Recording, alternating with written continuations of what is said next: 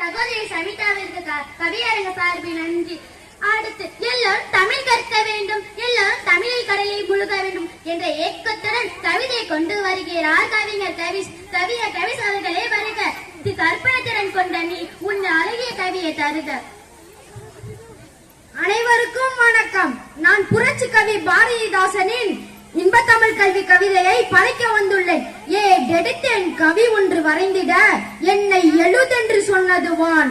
ஓடையும் தாமரை பூக்களும் தங்களின் ஓவியம் தீட்டுக என்று வரைக்கும் காடும் கல்லணியும் கார்முகிலும் வந்து கண்ணை கவர்ந்திட எத்தன்னைக்கும் ஆடும் மயில் நிகர் பெண்கள் எல்லாம் உயிர் அன்பினை சித்திரம் செய்க என்பார்.